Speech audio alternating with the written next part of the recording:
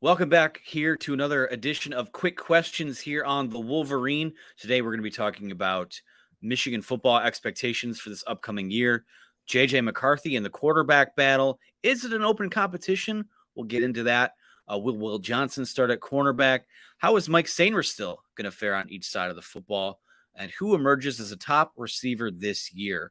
All of that is about to be covered and more here on the Wolverine. So we'll start with a question here from Rev the Man, who asks, what makes you excited for this year's football team compared to previous years? I think with this year's team, it's the fact that there are expectations. Like going into last year, coming off a COVID season, we had no idea what to expect. Hey, maybe just win 8 games, 9 games, get the culture back where it needs to be, and use it as a springboard into this season. Now, Michigan was able to springboard into what this season will be, but they got to have their cake and eat it too. The culture was restored. I think there are talented players up and down the roster, and you won a Big Ten championship. You beat Ohio State. You went to the college football playoff. And there's a lot to suggest that last year didn't just have to be a one-year wonder. So I think when I look at things I'm most excited for, it's the fact that, despite losing an Aiden Hutchinson, despite losing a David Ojabo, Hassan Haskins, Josh Ross, you name it, there are guys at each position group that got plenty of chances to make plays and play winning football last year. And I think just offensively, they're going to be deeper. Defensively, you lose some star power, but I think you're quicker and more athletic, younger in a lot of areas. But I do think that you have a chance to be a more well-rounded football team and not just be so reliant on some of the star power, which you're going to have to find it from somewhere in order to be that 10, 11, 12-win football team like they were last year. And I think it's there, but I think there are a lot more candidates to be that this year. And I think that's what's the most exciting thing to me about this team. Okay, we've got a 3-pack of questions here from Maze and Blue. He asks, is JJ's arm 100% healed? Do you think that there will be an open competition for the QB job, or is it Cade's to lose? Also, does Will Johnson start at corner in week 1? We'll just go rapid fire with this one. I cannot speak to the health of J.J. McCarthy. I know that he went through a rehab program. He did not get surgery in spring football. Still got the mental reps, still was working on his footwork, things of that nature. I think right now he is as close to 100% as he can be going into the next, whatever it is, 3 or 4 weeks before they head to camp. So I think there will be a competition for the job.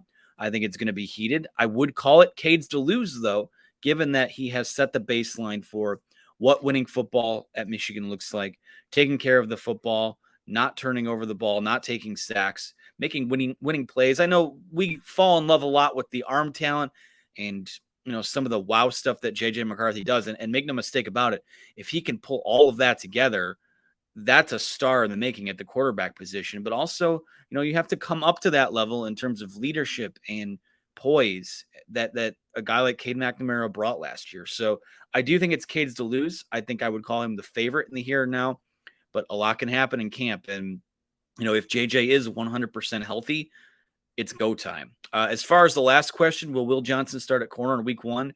Personal opinion, I think yes. I think he's one of the 2 best corners that you have on the team along with DJ Turner right now. So I would expect him to start, if not, on the boundary, getting some work, maybe at nickel or in one of those other type of roles, but he's going to see the field often. All right, Jim, fan, wants to know about Mike Sainristil's impact as a 2-way player.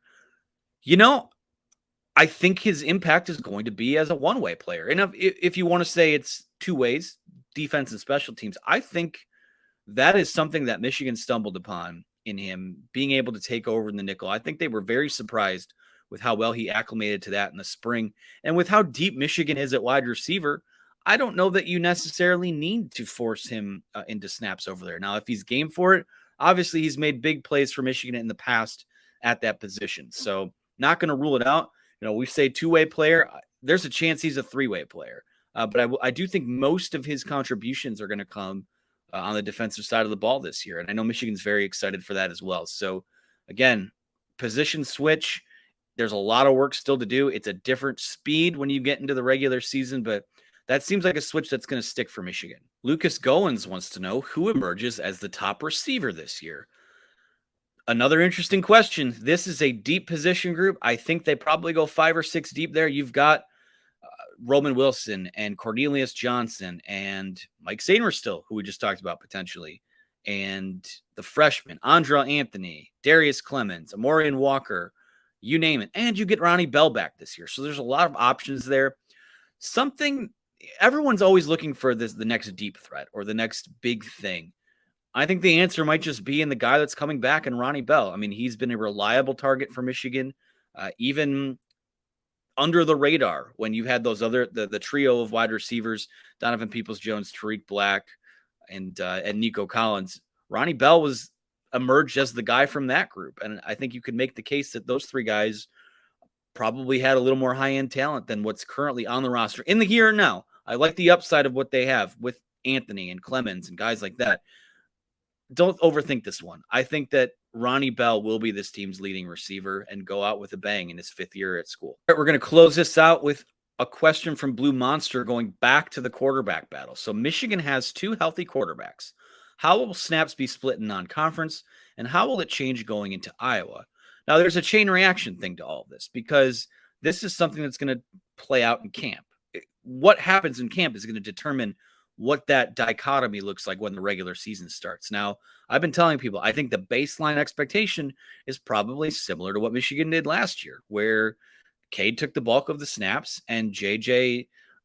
gets a chance to come in and make some plays and be that game-changing guy. And I think there's a little more, you're going to expect a little more out of him this year. He's not someone that you're just going to bring in to run the football. He needs to make reads, the appropriate reads. He needs to hold on to the ball.